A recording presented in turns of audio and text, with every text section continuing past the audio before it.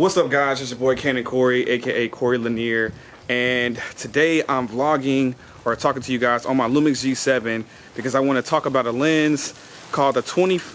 Oh, it's raining under the trees. I did not expect it to happen. It just rained earlier actually, and there's some water left on the trees that I'm underneath. So I'm making this video because a friend of mine lended me the 12-35mm lens at f2.8 that I'm shooting on right now, and I just wanted to see how it looks on the Lumix G7. And also I wanted to knock out two birds with one stone. I need to clean out my car.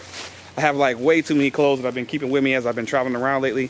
So I figured I might as well go ahead and clean out my car, and that'll be a great opportunity to show you guys an example of how this lens works and how it looks on the Lumix G7.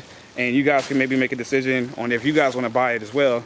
Yeah, let me go ahead and get to it because it's super hot in Texas right now. And as you can see, like, my background's all blown out because it's so bright. The skies are really actually very blue. I need to see if I can bring those back in, maybe in post or not.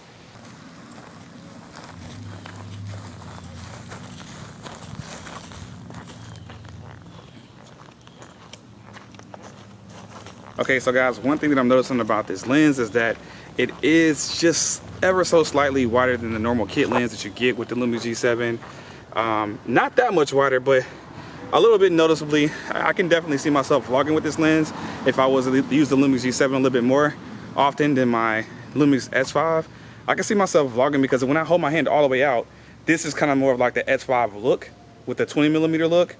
And but this is where I'm like more comfortably holding the lens. So, or more comfortably holding the camera. I do like the fact that it does have just a little bit more depth of field, or what it seems like to have a little bit more depth of field than usual. Most of the time, you know, your camera is like a DSLR or like a mirrorless camera like this from like the background blur and getting that separation from like the subject from the background. But you don't really see it as noticeably when you have the kit lens on the Lumix G7 as you see right now. I'm at a 2.8, and what's cool about this lens is I can zoom all the way in and the aperture will stay at a 2.8 the entire time. It doesn't have to go up. Like if you zoom in with the kit lens when you zoom in with the kit lens from the Lumix G7, I think it's like the 14 to 42mm, the aperture has to go up from 3.5 as you zoom in. I think when you max out, the lowest you can go is like 5.5 or something like that. So that's a little interesting. But I just want to talk to you guys, give you some like head talking shots, walking around shots, give you an idea of what you could possibly see when you are using this lens.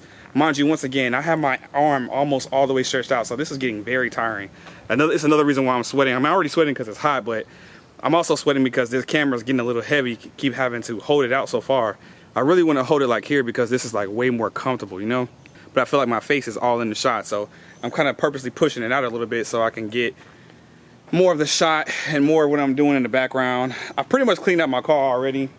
I just want to get some shots real quick before I went inside and show you guys what this 12-35mm lens at 2.8 can do.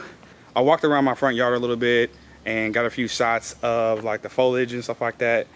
Man, I'm telling you, like, cleaning out your car is a little tiring. It's like one of the things that you know that you got to do, so you kind of procrastinate it and you get to it eventually. But man, it is freaking hot, and this bag is heavy, this camera's heavy. Hopefully you guys got enough shots of me. Earlier you may have noticed that I was a little out of focus a little bit, and that is kind of like a Lumix G7 crop sensor thing, is when you have these little smaller cameras, for some reason the focus is a little harder to do. So right now the reason why I have my focus dialed in is because I switched to manual focus, so I don't have to worry about trying to refine me all the time. If I just pretty much memorize the basic distance of where I'm at, I should be good and just keep holding the camera at the same distance and we're good.